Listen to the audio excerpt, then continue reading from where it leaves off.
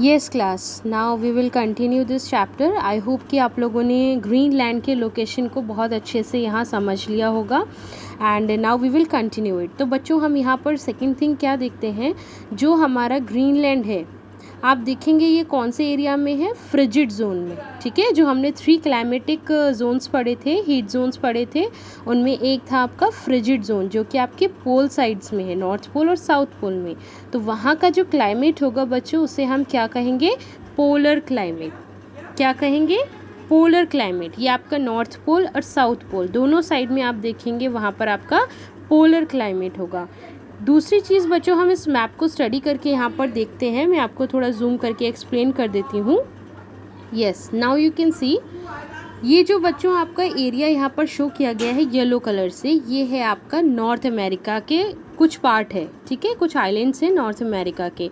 लेकिन जो आपका ग्रीनलैंड है ये आपका नॉर्थ अमेरिका से कैसे अलग माना जाता है। यहाँ पर आप देख रहे हैं बफिन बे, ये जो आपकी एक वाटर बॉडी है यहाँ पर बफिन बे, मैं आपको फिर से यहाँ पर शो कर देती हूँ ये वाटर बॉडी। और सेकंड थिंग आप देखेंगे डेविस स्ट्रेट।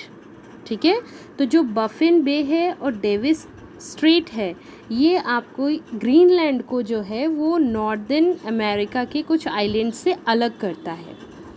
ठीक है, तो यहाँ पर हम इसके जो है फिज़िकली आप देख सकते हैं कि यहाँ पर कुछ वाटर बॉडीज़ आप देख रहे हैं जिसकी वजह से ये जो आपका ग्रीनलैंड है वो नॉर्थ अमेरिका के आइलैंड से सेपरेट हो जाता है। और सेकंड थिंग हम देखते हैं कि ये जो आइलैंड है, आइसलैंड आप देख रहे हैं यहाँ पर, ये एक और कंट्री है जो कि इसके सबसे पास में आप देख सकते हैं। ग्रीनलैंड के सबसे पास अगर कोई कंट्री है तो वो कौन सा दिख रहा है आपको, आइसलैंड। तो यही चीज़ बच्चों आपको यहाँ एक्सप्लेन की गई है। You can see Greenland is to the north east of North America. तो जो नॉर्थ अमेरिका का साइड आपने यहाँ पर देखा था ये नॉर्थ अमेरिका का ईस्ट साइड है। ठीक है, तो ग्रीनलैंड बेसिकली कहाँ पर है, north east side of America.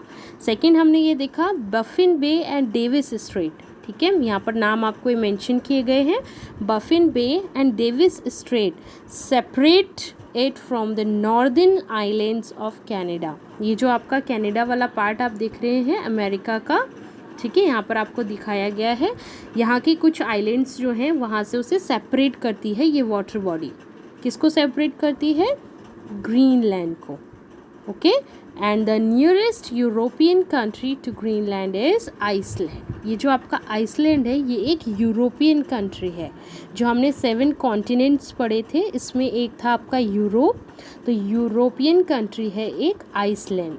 ठीक है, तो इस मैप के थ्रू आई थिंक बच्चों आपको यहाँ पर क्लियर हो जाता है कि यहाँ पे कौन कौन से जो है वाटर बॉडीज़ आप देख रहे हैं जो इम्पॉर्टेंट हैं एंड कौन सी कंट्री जो है जो सबसे आप देख सकते हैं नियरेस्ट है।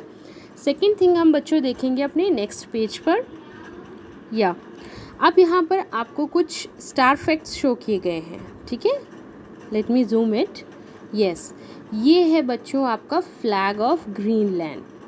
ठीक है, जैसे हमारी कंट्री का फ्लैग है, सारी कंट्रीज़ के फ्लैग होते हैं, तो आप यहाँ देख सकते हैं ग्रीनलैंड का फ्लैग ऐसा होता है। स्टार फैक्ट आपको यहाँ पर बच्चों ये दिया गया है, the coast line of Greenland is 39,330 kilometre. Almost आप कह सकते हो 40,000 किलोमीटर्स लॉन्ग। कोस्ट लाइन जो कहते हैं ना आप, यहाँ पर मैं आपको एक्सप्लेन कर देती हूँ। यस, ये जो आप कोस्ट लाइन देख रहे हैं, ये जो आप इसकी बाउंड्री एरिया आप देखेंगे तो ये पूरा एरिया आपको कैलकुलेट करके यहाँ पर शो किया गया है कि इसकी जो आप लेंथ देख रहे हैं कितना है, ये 40,000 किलोमीटर्स आप देख सकते हैं। उसकी कोस्ट लाइन है ग्रीनलैंड की। Okay, so the coast line of Greenland is 39,330 kilometres long. It is nearly equal to the circumference of the earth at the equator. अब यहाँ पर नेक्स्ट हम क्या देख रहे हैं, ये पूरी लेंथ जो आपने यहाँ पर देखी ग्रीनलैंड की कोस्ट लाइन की, ये किसके बराबर है।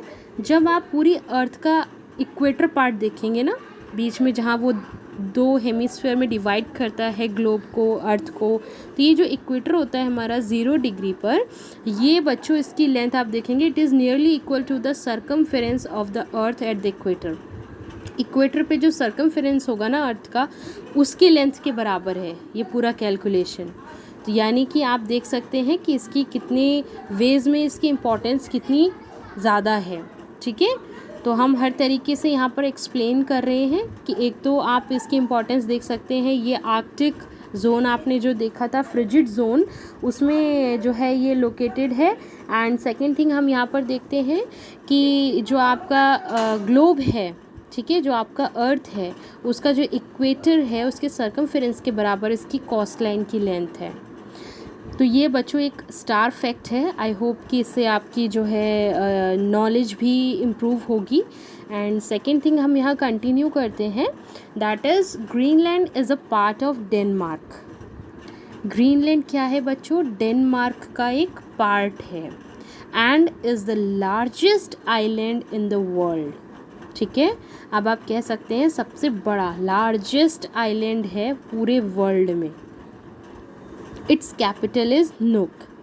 आप इसकी कैपिटल भी यहाँ पर नोट कर सकते हैं, नुक। नेक्स्ट हम देखते हैं about 80% of the area is covered with ice and snow. अब आप मान लीजिए कोई ऐसा यहाँ पर मैं आपको फिर से ले चलती हूँ। यस, यहाँ जो बच्चों आप ग्रीनलैंड को देख रहे हैं, इसका 80% एरिया आपका आइस से और स्नो से through out the year cover रहता है। तो आप देख सकते हैं कि यहाँ पर जो है सरवाइव करना it's just impossible. Okay, so हम यहाँ क्या देखते हैं बच्चों? The south western coast where most of the people live in the warmest part of Greenland, sometimes large chunks of sheets of ice get separated and fall down into the sea. अब आप क्या देख रहे हैं? South west coast जो है आपने देखिए यहाँ पर साउथ साइड। अब हम कैसे यहाँ पर बच्चों डायरेक्शंस में देखते हैं, ये मैं आपको 4 पार्ट्स में डिवाइड कर देती हूँ, north, east, south and west. तो यहाँ पर साउथ वेस्ट की बात हो रही है। ठीक है, साउथ वेस्ट की बात अगर हम कर रहे हैं तो ये आपका साउथ एरिया है एंड ये आपका वेस्ट एरिया है। तो आप देख रहे हैं कि यहाँ पर जो लोकेशन मैंने अभी एक्सप्लेन करी थी, यहाँ पर बताया गया है that south western coast where most of the people live, जहाँ पर सबसे ज़्यादा लोग आप कह सकते हैं रहते हैं। ये क्या है बच्चों? ग्रीनलैंड का ही एक पार्ट है, जो ग्रीनलैंड का साउथ वेस्ट पार्ट है। Sometimes large chunk of sheets, आप देख सकते हैं कि बड़े बड़े जो आइस बर्ज आपने देखे होंगे, ये क्या होता है बच्चों? ये आइस जो है वो सेपरेट हो जाती है, ठीक है, गिर जाती है। आप कह सकते हैं टेम्परेचर जब बढ़ता है तो उससे क्या होता है, कभी कभी मेल्ट होने लगती है, या फिर आप कह सकते हो कि कभी ऐसा होता है कि लार्ज चंक्स और sheets of ice get separated and fall down into the sea. कभी कभी अलग हो जाते हैं टेम्परेचर की वजह से भी, और भी रीजंस हो सकते हैं। एंड उसके बाद ये क्या होता है, सी में, यानी कि वहाँ जो आप देखेंगे सी में जा कर के मिल जाते हैं, सागर में। The floating mass of ice in the sea is called iceberg. तो ये जो बड़ी बड़ी चट्टानें आप देखेंगे बर्फ़ की, इन्हें हम क्या कहते हैं? Floating mass of ice. ठीक है, क्या कहते हैं? फ्लोटिंग। फ्लोटिंग मतलब तैरता हुआ। ठीक है, तो तैरता हुआ आप देख सकते हैं, फ्लोटिंग मास ऑफ आइस, बहुत लार्ज आप जो है यहाँ पर आइसबर्ग देखेंगे। तो इससे क्या होता है बच्चों? Iceberg are very dangerous for ships.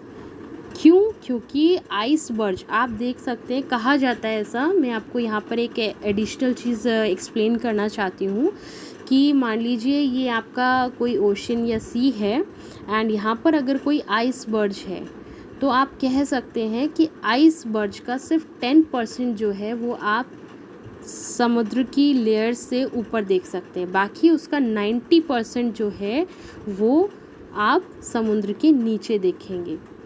किसी भी आइसबर्ग के लिए ये बच्चों एक स्टेटमेंट कहा जाता है कि आप इसके सरफेस से, वाटर बॉडी का जो सरफेस है, इससे सिर्फ 10% ही उसका जो हम देख सकते हैं अपीयर जो है वो सिर्फ 10% होता है। ठीक है, एंड विजिबल जो आप कह सकते हो जो हमें दिख रहा है वो सिर्फ 10% है आइसबर्ग का, बाकी 90% उसका अंडर वाटर होता है। अब ये सबसे ज़्यादा डिफ़िकल्ट सिचुएशन है शिप्स के लिए, क्योंकि शिप्स जो होती हैं वो इस चीज़ को जज नहीं कर पाती हैं, क्योंकि आइसबर्ग जो है वो कितनी गहराई तक है पता नहीं चलता है। वहाँ पर कोई भी मिस हैपनिंग हो सकती है, ठीक है। इसीलिए कहा जाता है that icebergs are very dangerous for ships. The international ice patrol keeps a watch on icebergs. जो इंटरनेशनल आइस पेट्रोल है तो वो क्या है, इस चीज़ के ऊपर नज़र रखे हुए है कि कहाँ कहाँ पर जो है आपकी आइसबर्ग हैं या फिर शिप्स के लिए या किसी के लिए कितना डेंजरस हो सकता है। इसके लिए भी एक पूरी तरीके से आप कह सकते हो एक कमिटी है, ठीक है। नेक्स्ट बच्चों हम देखेंगे क्लाइमेट के बारे में। सो आई होप कि पहले आपको यहाँ पर जो स्टार फैक्ट है या फिर जो इसकी इम्पोर्टेंस थी वो एक्सप्लेन अच्छे से समझ में आया होगा एक्सप्लेनेशन। बट इन केस अगर आपको कोई डाउट है बच्चों तो आप मुझसे पूछ सकते हैं and we will discuss about its climate also but in our next video, okay.